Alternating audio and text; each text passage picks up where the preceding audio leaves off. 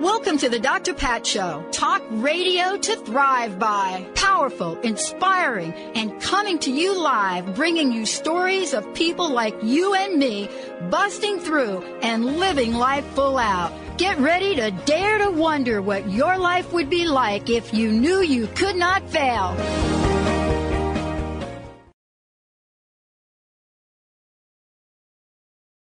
Hey, everybody, welcome. It's so great to have all of you tune us in and turn us on. Many of you have heard me talk about, what my experience is like, having some of the most fantastic mentors along the way to becoming me to where I am today, and what the evolution of that is. And not too long ago, I shared a story about being part of what we called a coming of age program, and getting to be part of and study certain traditions with my friend of the Lakota traditions and what that meant. And I talked about my naive and ignorance as part of that journey, and what I learned, and what I've come to honor, and what I've come to understand better. And yet along the way, all of us here, we become students if we're willing to be taught. Today, I'm really thrilled to have Luke Blue Eagle join me here today, because one of the things that I love is understanding how to learn from the elders, how to learn. And he studied extensively with the elders from different First Nations. He's been working as a traditional spiritual counselor, teacher, and healer since late 80s. He's the author of over 8 books, 8 CDs, all of this to bring forward what we can learn from shamanic practitioners, what we can learn when we're dedicated to healing of humanity and the earth. And I somehow wish that where we are today in this dedication to healing of humanity and the earth, that we really understood so much of these traditions, so much of what the elders have tried to share, but how little we get to listen in today's world. But today, I'm thrilled to have him joining us here today to talk about crystals and stones from Mother Earth, to talk about the indigenous medicine people and what this was like, what we've learned from this. Because I made a statement the other day on air, and I got a lot of emails about it. And I think he will find this a little bit funny. I made the statement the other day that once upon a time, before we could go to a pharmacy to heal or go to a hospital to heal, there were things that we learned and things that were passed on to us from indigenous people all over the world. They were traditions that were taught and passed on to us. And yet, here we are today, an opportunity to honor these and discover what true healing is about. Today, I'm thrilled to have him join us here today, because the book that he has written is, first of all, it's beautifully written, but it also explains the importance of understanding the elements. It's important to understand the directions. It's important what happens when you bring everything together and you have experiences like this. Even if you've not heard of them before, this is going to be a journey we go on. And I realized today, as I'm going to get to talk with him, that why citrine shows up in my life these days. Why coyote has always been an interesting visitor to me. But beyond that, get ready for a journey and a ride during this show, and getting to an understanding of how you might hear yourself. Luke Blue Eagle is joining us here today. Thank you so much for joining us today. Thank you so much for being here. You're welcome. Great to have you on the show. I'm a girl from New York City. I grew up in the Bronx. I know you're laughing, right? Yeah.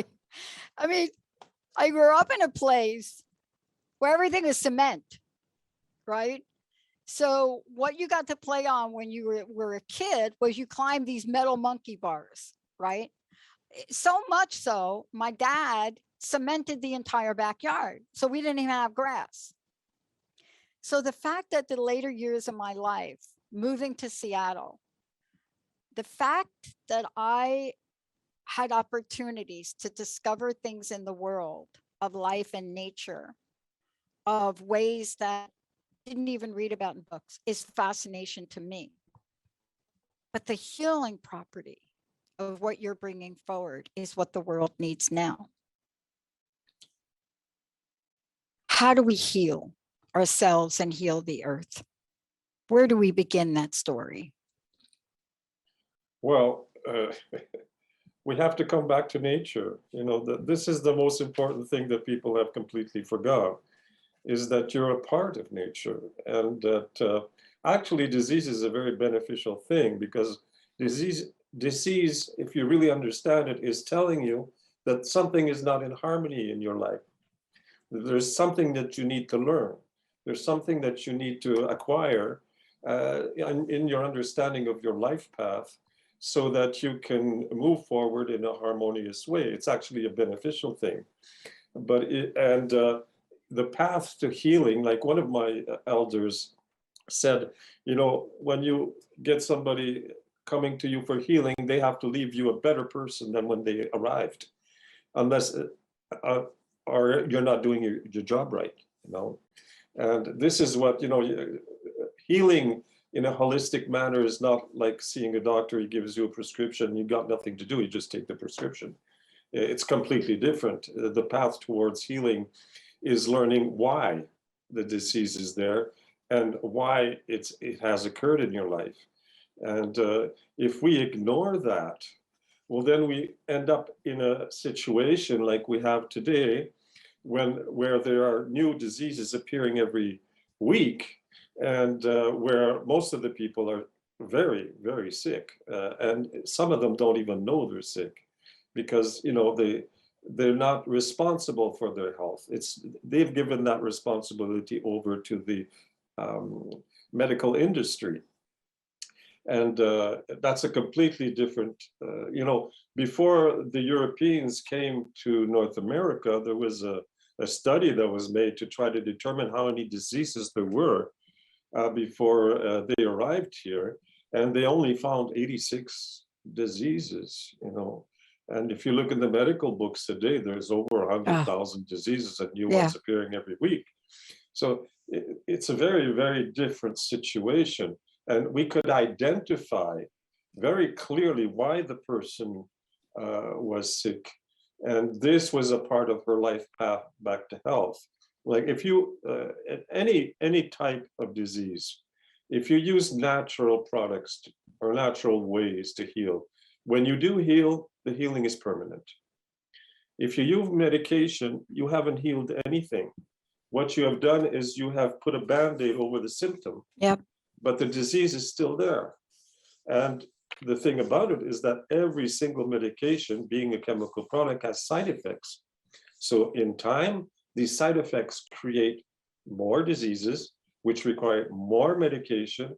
And it's a non-ending cycle of disease and medication, where you end up,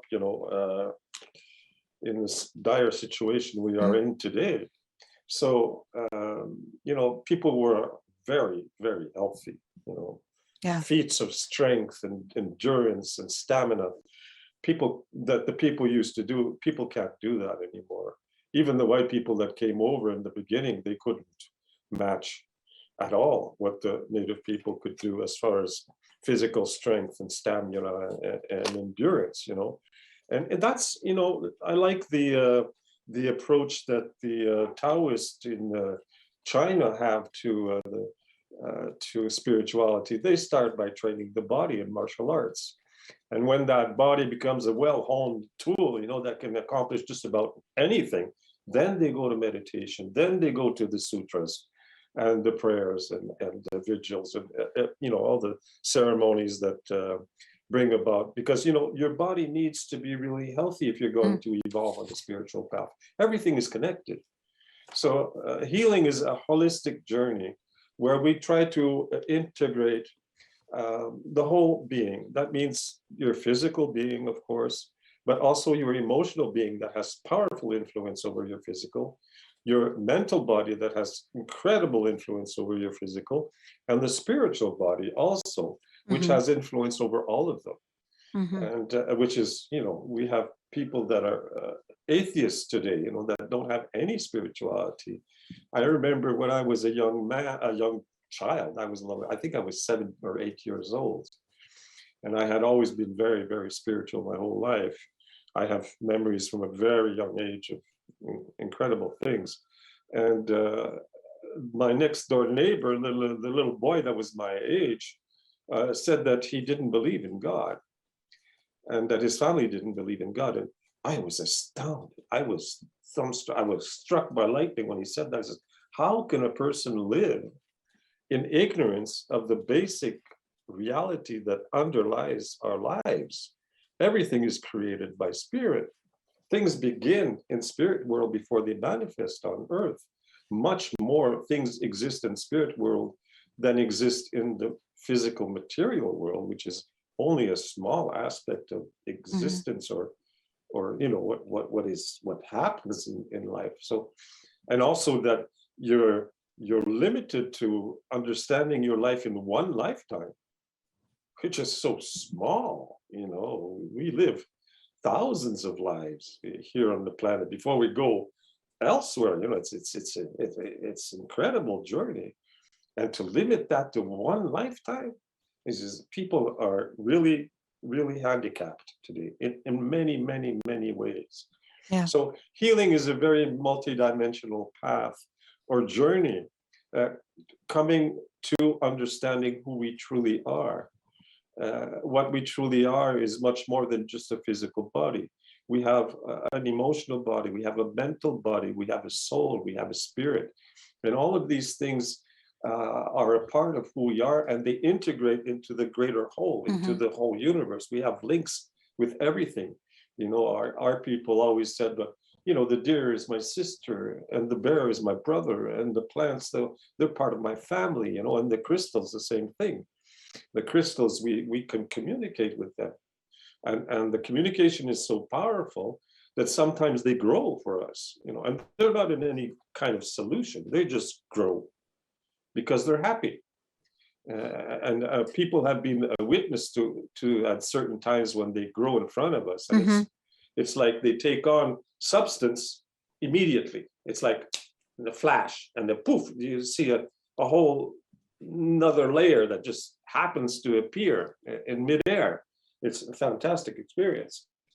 And so, because these are living beings, and that's why science is so limited, because they consider this as inanimate objects, and nothing in the world is inanimate. Everything is alive except technology. Technology is really dead, but all the rest is alive. A machine does not reproduce itself like an animal can reproduce itself. A plant can reproduce itself. A human can reproduce itself. A car cannot reproduce itself. It's dead. It's really dead. All technology is dead. And it's where we're living in a world of death right now. Yeah, I agree with spreading. you. Yeah, it is spreading. And what's really interesting about this is it's reflected in the way we're seeing it show up in our pop culture. When you think about the movies that are hitting the screens, or the series that whether it doesn't matter where you're watching it, there is a sense of taking us back before the time, taking us back before machines and before phones. It's almost as if there is a vision for what we need to go back and connect with. And what I love about the book, and what you say out of the book, and we're going to talk about this when we come back from break, is you say, look, they're just 3 preliminary things. There's 3 things that you just got to get yourself ready before you work with crystals. I love this because most people don't outline this for us. And you say, 1, having a spiritual practice out of the gate. Got to do that. 2, having respect for the living nature of crystals. So important. And 3, demonstrating a willingness to protect and help nature and Mother Earth. We're going to take a short break. When we come back, are you willing to step up to that challenge? See, those 3 things are so key that if you were to think about them personally right now, I guarantee you'd be able to act on every single one of them. But which one is the hardest for you? Which one is the one that you haven't been able to do to really find the healing nature of things? When we come back, Luke Blue Eagle is going to take us on that journey and much more. Stay tuned, everybody. We'll be right back.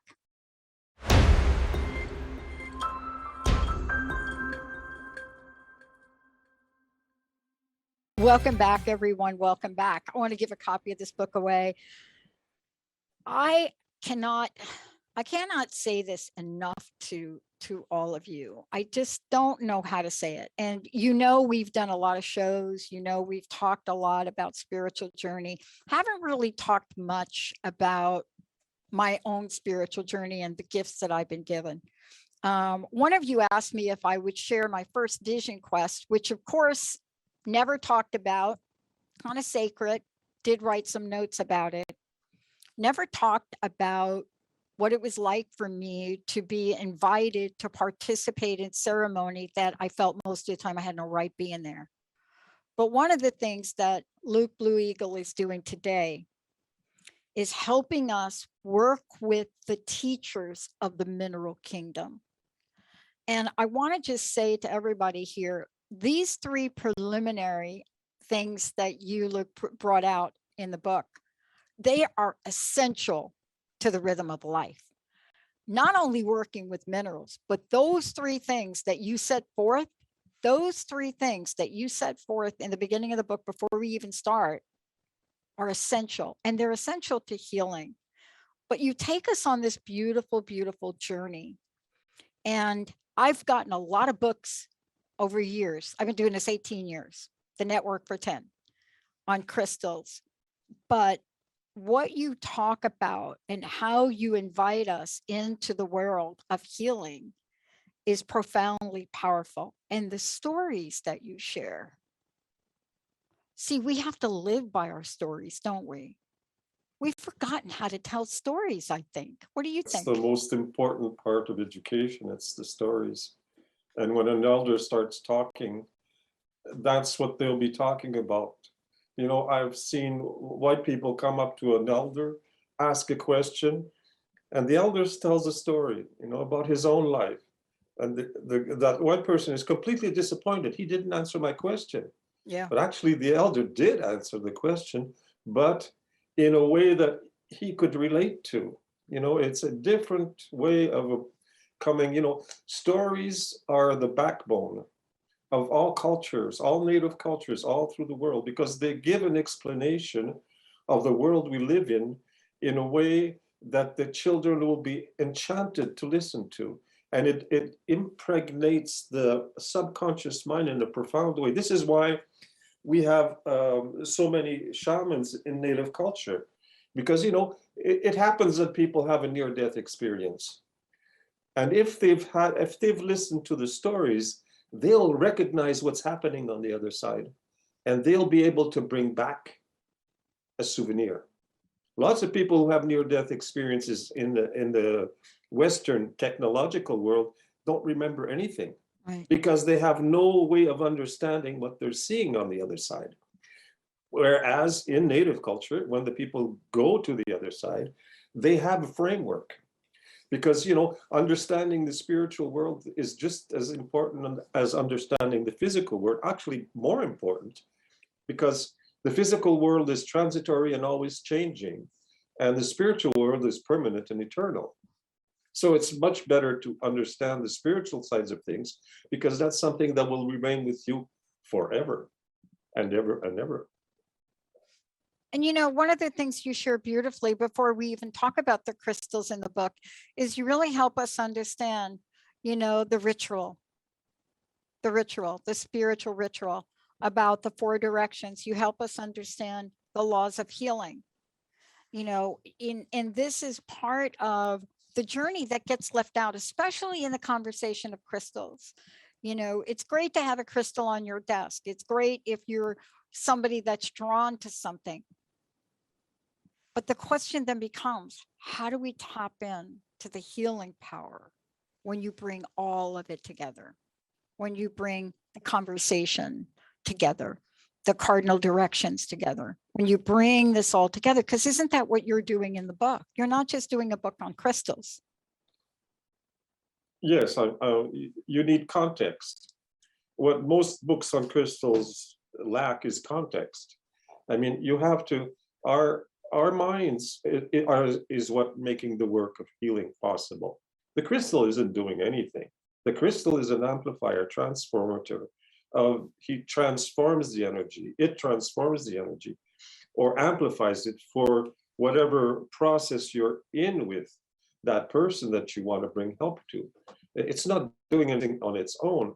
The proof is that, you know, in our technological world, many of the electronics are powered by crystals. What's in the televisions, what's in the cameras, it's all crystals.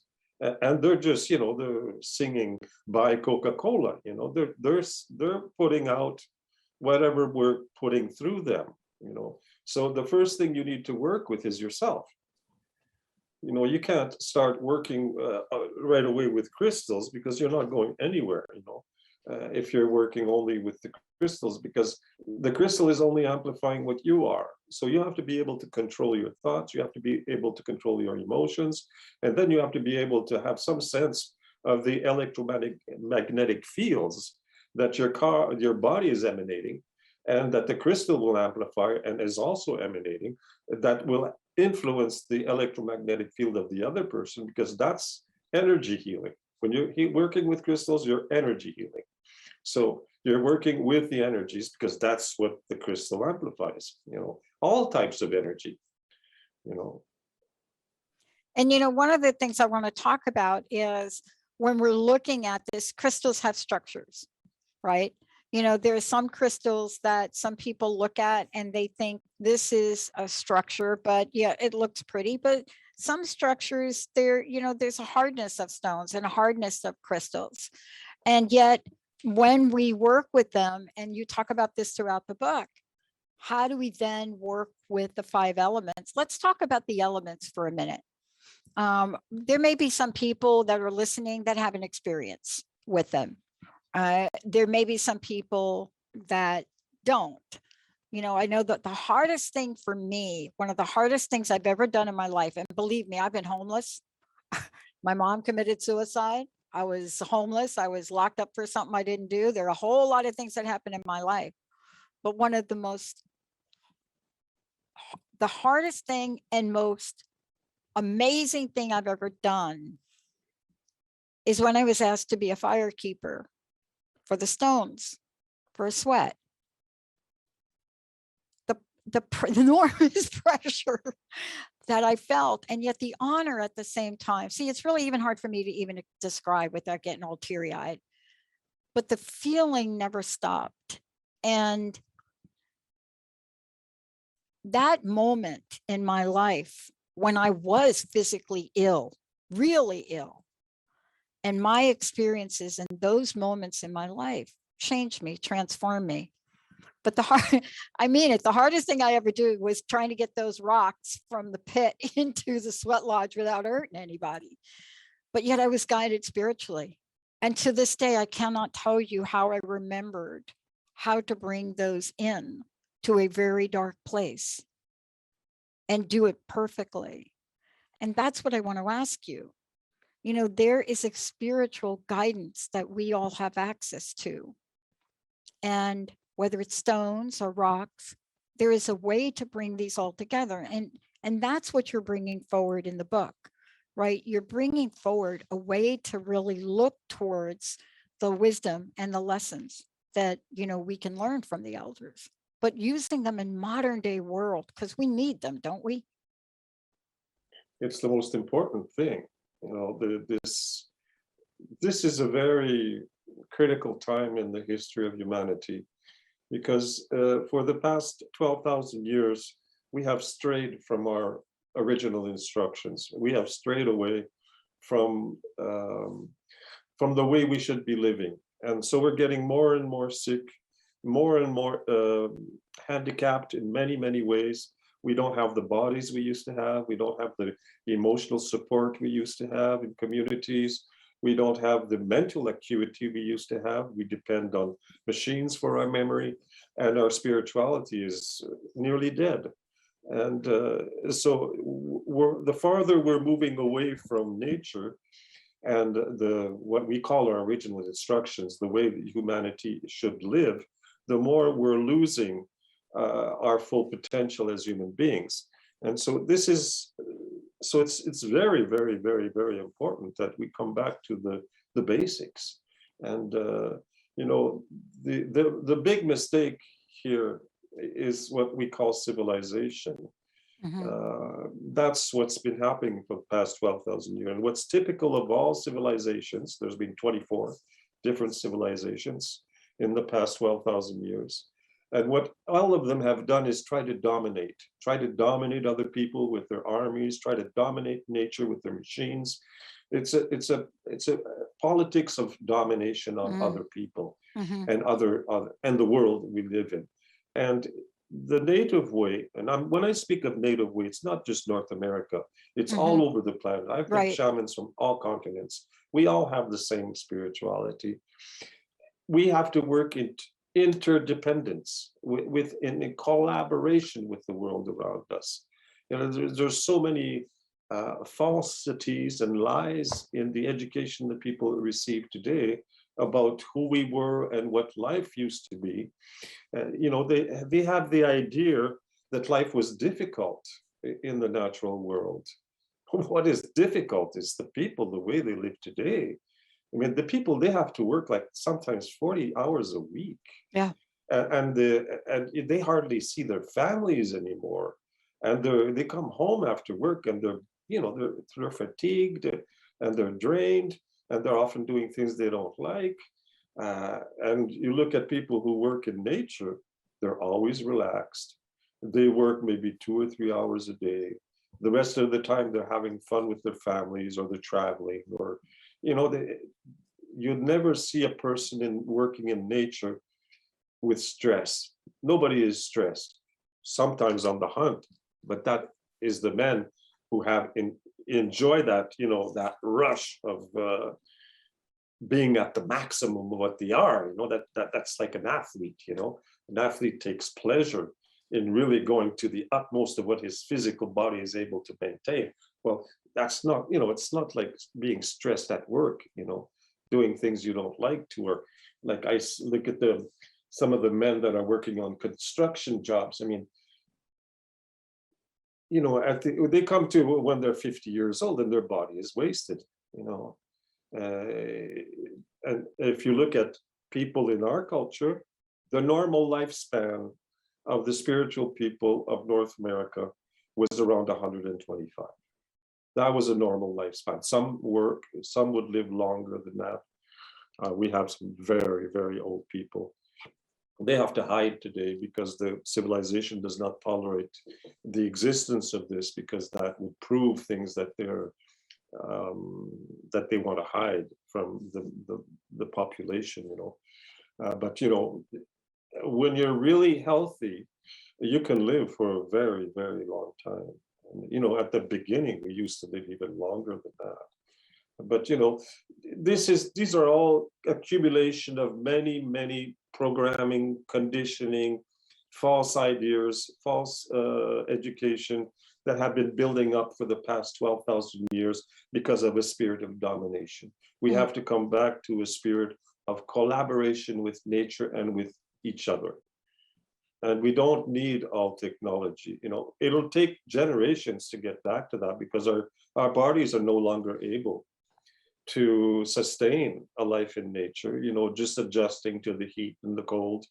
Our bodies are no longer able to do that, and all the knowledge that you need to live in nature, you need a lot more knowledge than what you can acquire at school. A good example of the incredible development a human being experiences in nature can be very well explained by just the following example. You take a child in a modern world and you put him in a classroom to learn what life is about. He'll spend, many days of the week in a classroom between four walls listening to the same person all the time. You put a person in nature, and now they have the sounds of everything that's moving around them, the wind in the trees, of the animals calling, of all the work that's going on. They have the smells of the natural world around them. They have constantly changing environment. Everything is changing all the time. The sun, the moon, the stars, the leaves that are moving, the animals that are moving, the fire that's moving. Everything is always alive and moving around them. So the stimuli that they're receiving every single second is like 1,000-fold more than that person that's in the classroom. So they're being stimulated on all levels, physical, emotional also, because they're close to their family. They're always with their families. People live with their children all the time and in community. I remember this one study where they studied how many times the people in a natural community would touch each other. It was like 16 times a minute. Yeah. It's like, and you look at today, the teachers in the classroom, if they touch the students, they can get brought to court. Yeah. It's like, it's incredible, the how would we say it? It's like a desert, an emotional We're desert. disconnected. We're emotionally disconnected, and physically disconnected. And, for the first time, I think in our history, we've had to be physically disconnected. And people are getting a sense of it to the extreme. And so somebody asked me a question, and to what you're talking about, somebody asked me a question, and they asked me, the question is, what do you think? Can you find an upside of what we've been through for 2 years? I said, well, I could tell you one upside. I mean, now I hug everybody I see, everybody I haven't seen. I said, the upside is hopefully we will learn to connect more. But to your point, something happens when you're in nature. I mean, really in nature, to your point, something happens and you are forever changed by it. If you watch a group of youngsters, they go on a 9-month journey to learn some of the traditions, that go to the exploration of understanding the power of smoke. These youth that get to build their own sweat lodge out of raw material, and you watch them in the beginning, some of them so out of control that you can't keep them still in a room in their first night alone.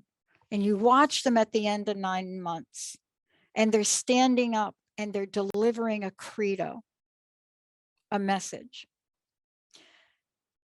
And if we could see the power of that, we would be hungry for it.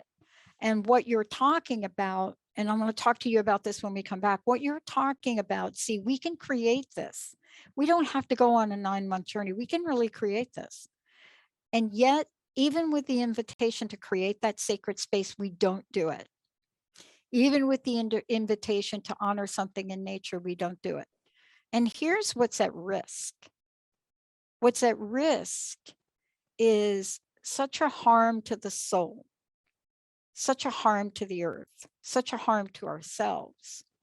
And we don't even know it. When we come back, we're going to talk about creating space, but we're going to also talk about what can we learn from these beautiful rays? What can we learn when we put it all together? When we put together the spiritual practice, the honoring of earth, when we put together the lessons of the elders, when we put together crystals, when we put together the directions, what can we learn from the stories that can help you change your life today? That's what this book brings forward. And by the way, First Nations crystal healing is so much more than what you think it is. Let's take a short break, everybody. We'll be right back.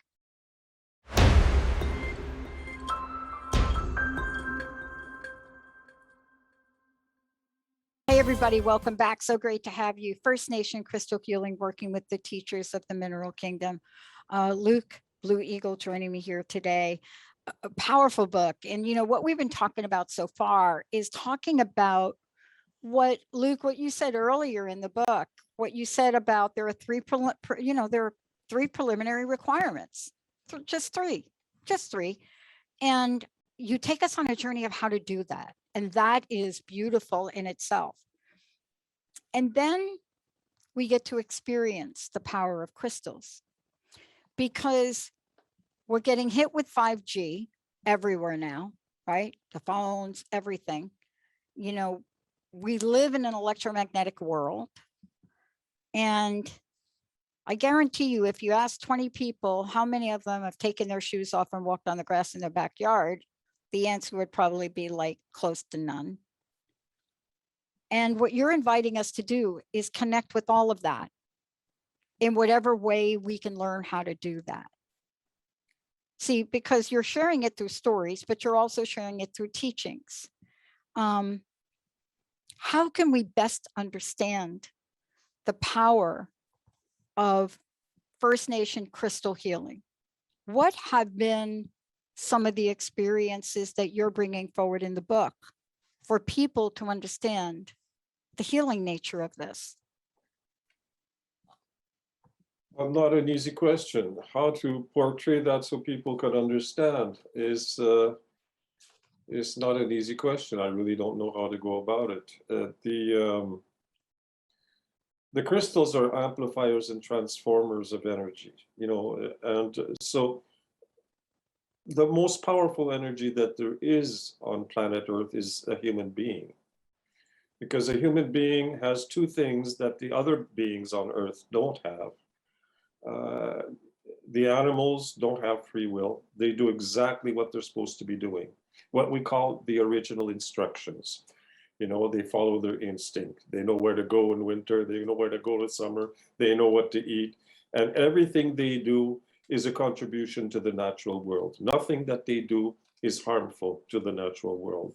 The same thing with the plants, and the same thing with the minerals, and the same thing with the elements. Everything is working together to create a beautiful world.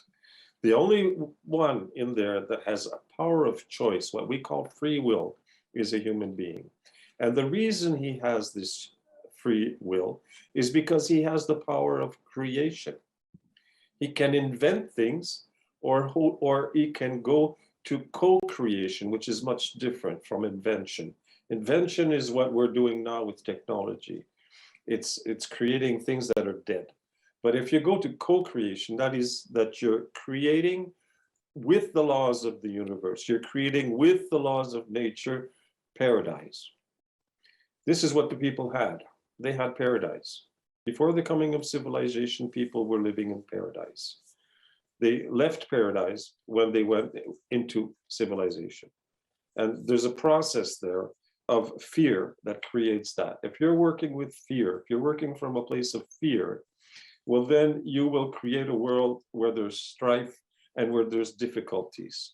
But if you're working out of a place of love and harmony with the natural world, well, you're going to create beautiful environments that are sustaining all forms of life, and that will sustain you. This is why the people didn't need to work very hard in prior to civilization, because everything that they needed grew around them. You know, the world is full, you know, just there's so many things around you that are edible that you don't even have to cultivate, you know, and it's an incredible world. You know, this is why they had so much time to devote to the many beautiful handicraft articles that they did. You know, when the people saw the beauty of a Native American handicraft, why is it that they have such beauty in the things they make? It's because they have time to exercise their talents with this, because they don't have to work all day, you know, because they are a part of the universe, and the universe will supply everything that we need if we are in the spirit of co-creation, if we're working in harmony with the universe in which we live in. So this is what we have to come back to, where we're actually gods and goddesses of the earth, you know, because everything will respond to our needs and desires. You know, the animals, they weren't afraid of us in the beginning. This is only a recent occurrence, you know, and even if man goes to a place where animals have never seen a man, they're not afraid of men. You know, this is a conditioning that comes from men being violent and eating animals, you know, because we haven't got teeth for eating animals, you know. We've got the teeth for eating grass, actually. That's what the teeth that we have, and the digestive system that we have. And in ancient times, the only ones that would eat animals are the ones living in the north, in the high north, where there was the season to grow things.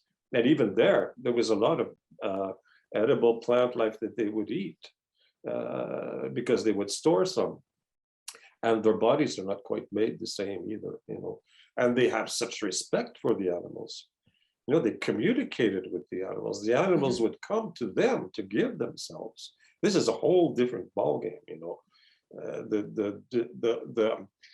the torture that they're putting animals through to eat them in the places where they cultivate them inside these huge houses there is atrocious compared to the people, the old, I met these elders, they would sit. They said the next day they were going hunting, so the evening they would sit with their drum, and then they would tell us the next morning, okay, tomorrow we're going to this place. It's at that place, and then there's going to be 2 moose coming out at that place, and then we do our prayer, and then one of them will come forward, and that's the one that it's giving himself, and it would happen exactly the way he said, and so it's quite a different, there's no fear in the eyes of the moose, and so there's no fear in the body that you're eating, so you're not eating an animal that's been tortured and eating all that emotion that's inscribed in the cellular makeup of that animal and the way they've lived, which is not healthy, and all the chemicals that are in there. You're eating, something that has meaning, because the moose has meaning. The moose is a part of your life. The moose is, you're acquiring also the medicine of the moose. The moose is the one that teaches you self-confidence, self-esteem. He is very confident himself. When the moose sends out the mating call, it's this big sound. He's very confident in what he is. And very gentle animals. They're incredibly gentle. And they're enormous. The biggest. And this is what they're teaching. And so when you're eating the moose, you're eating self-esteem. You're eating self-confidence. You're eating something that is teaching you respect and unity with the natural world around you. So I've seen kids, a little film in New York City where they were asking, where do eggs come from? Says, oh, they come from the store. They have no idea where the eggs come from. No, believe me, I was that kid in New York, but I'll tell you what's interesting about what you said to me is I grew up loving horses. Now I lived in the Bronx. Horse. Yeah. Wow. I loved it. I made my dad take me for horseback riding lessons. I did not care how much it cost. I think the soul comes through and there's a connection. It doesn't matter that I grew up in the projects in the Bronx. It didn't matter any of that. There's this connection. And the first time I was invited out on my rite of passage, 10 days in the high desert, California, there's a phrase now we're using. It's coming from a movie that's out, and it's called "Fear is the Mind Killer." And I went out on this and completely opened. All of the things you talked about, I experienced, but never imagined them. And this was my first time having an experience like this. It was an honor. It was different. But out in the field, there were these horses. Now, this is the high desert. There's about, I'd say, 8 of them, and I could see them. And off I went, and I walked, and I walked, and I walked. And I didn't know behind me, everybody was yelling and screaming, because when you're out there, you can't hear people yelling and screaming. You can't, you just don't hear it. I was so focused. I was so drawn to them. But they were afraid for me.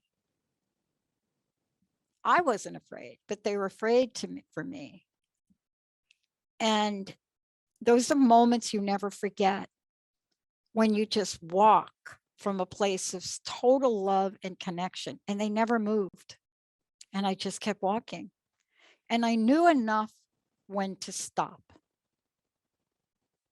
I knew enough when to stop. See, I didn't really want anything from them. I just wanted to be next to them. I just want to be part of that. They didn't move. They were there. They didn't move. And it's hard to explain that to people that have not had that experience. And it was one of many that I've had. But from a young age, that had to be an animal that was going to be important to me in my life. And I've since learned quite a bit about it. But what if we could all have that experience?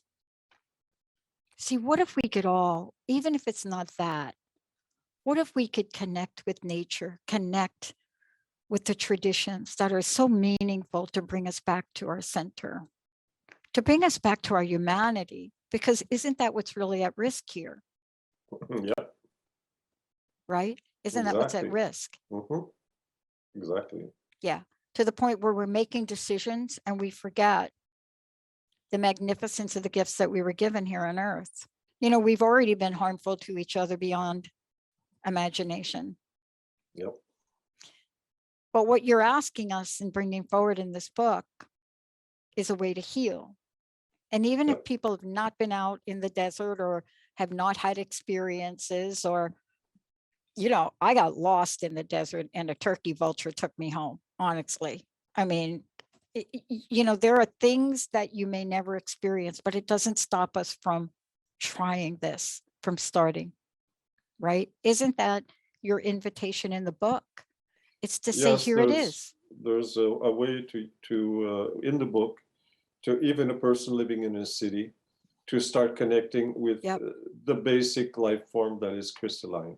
Mm-hmm. And through, something that is very easily acquired, and that is really a part of nature, a living part of nature, and connecting and understanding that something that they've always considered to be inanimate is actually a living being, and will have an effect on them, Yeah. and they can establish a relationship with it and have an evolving relationship with it, seeing over time how their relationship with what they thought was an inanimate object would change, and understanding that this is a living being, and that experience will connect them with nature, because everything is nature. Our human nature is nature.